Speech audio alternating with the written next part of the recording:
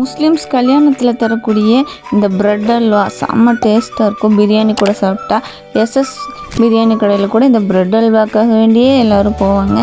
அப்படிப்பட்ட சூப்பரான பிரெட் அல்வா எப்படி ஈஸியாக சிம்பிளாக நம்ம வீட்டிலே செய்யலான்னு பார்த்துடலாம். இப்போ ப்ரெட்டை ஃப்ரை பண்ணுறதுக்காக ஒரு கடாயில் எண்ணெய் ஊற்றிருக்கோம். அது நல்லா சூடாகட்டும்.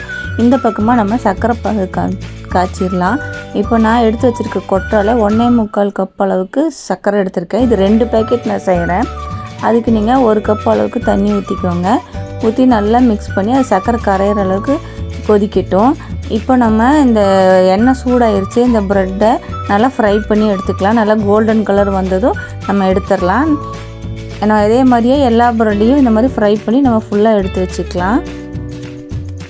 இப்போ இந்த சர்க்கரை நல்லா கொதிச்சிருச்சு. சர்க்கரையெல்லாம் நல்லா கரைஞ்சி நல்லா கொதிச்சிருச்சு. இதுக்கு எந்த பதமும் தேவையில்லை, நல்லா கொதித்தாலே போதும். இன்னொரு கடாயில் நம்ம நெய் ஊற்றி முந்திரி திராட்சையை நல்லா ஃப்ரை பண்ணி எடுத்து வச்சுக்கலாம்.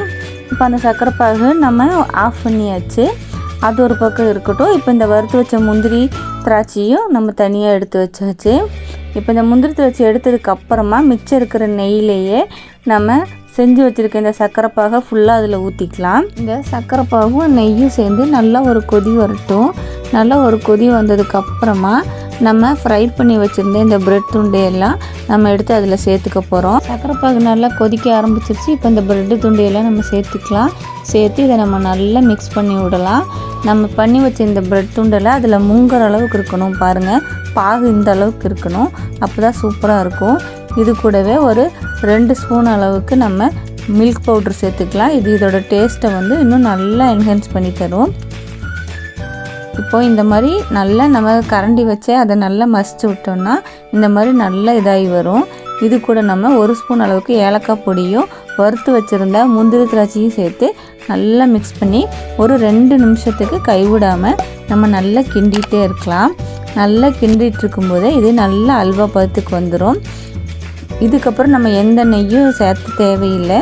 இதே தாராளமாக போதும். நம்ம மற்ற அல்வா செய்கிற மாதிரி இது ரொம்ப கஷ்டம் கிடையாது. செம்ம ஈஸியாக செஞ்சிடலாம். இப்போ நம்ம அல்வா சூப்பராக ரெடி ஆயிடுச்சு, ப்ரெட் அல்வா. இது நம்ம பரிமாறும்போது கொஞ்சம் மேலே பாதாமும் கொஞ்சம் க்ரஷ் பண்ணி போட்டு கொடுத்தோம்னா இன்னும் ரொம்ப டேஸ்ட்டாக இருக்கும்.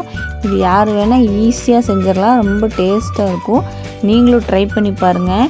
இந்த ரெசிபி உங்களுக்கு பிடிச்சிருந்ததுன்னா மறக்காமல் கண்டிப்பாக ஒரு லைக் பண்ணி சப்ஸ்கிரைப் பண்ணுங்கள். தேங்க்ஸ் ஃபார் வாட்சிங்.